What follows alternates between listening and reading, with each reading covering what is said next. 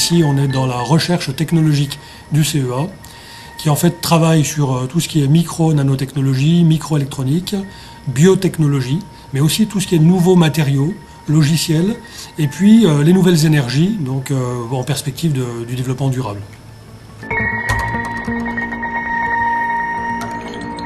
L'Hexagone, c'est un théâtre de 560 places qui, comme toutes les scènes nationales, a une mission de création et une mission de diffusion. On a une saison annuelle qui présente une trentaine de spectacles chaque année devant à peu près 30 000 spectateurs.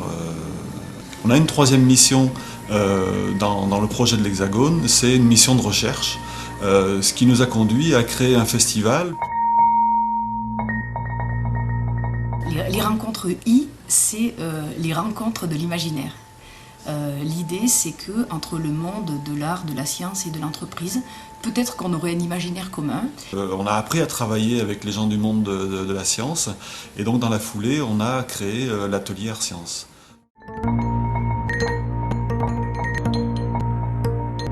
L'atelier Art Science, ça se traduit concrètement par des résidences, c'est-à-dire un temps de travail commun à une équipe artistique et une équipe de chercheurs pour aboutir soit à une nouvelle création artistique, soit à une nouvelle innovation technologique, soit peut-être à l'élaboration d'un questionnement qui serait nouveau.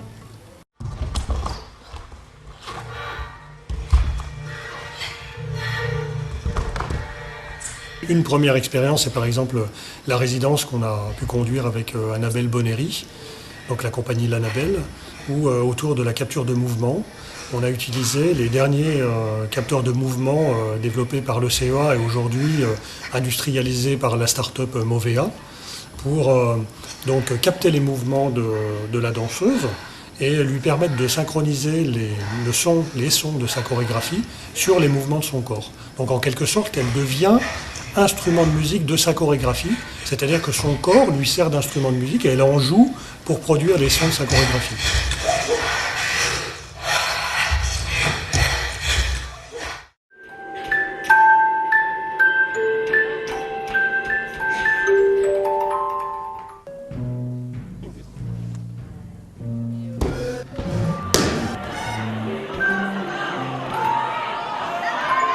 Pour Ézéchiel, le ballon interactif qui a été inventé, il a suivi la longue tournée d'Ézéchiel à travers toute la France et puis un peu l'Europe cet été.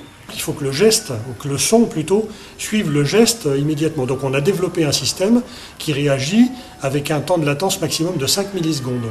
Et 5 millisecondes, c'est inférieur au réflexe de l'humain.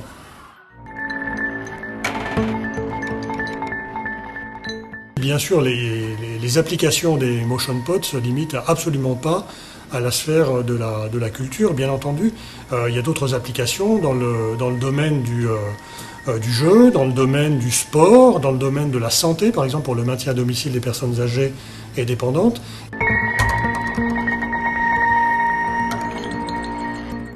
L'atelier, c'est au départ le CEA Grenoble et l'Hexagone Scène Nationale de Milan. Ça n'a pas vocation à rester uniquement sur ces deux structures. L'atelier est ouvert et on travaille déjà en partenariat avec le monde universitaire, avec les entreprises, avec d'autres centres de recherche et d'autres artistes qui sont sur Lyon, qui sont sur Avignon, qui sont à Paris, qui sont tout autour de la planète.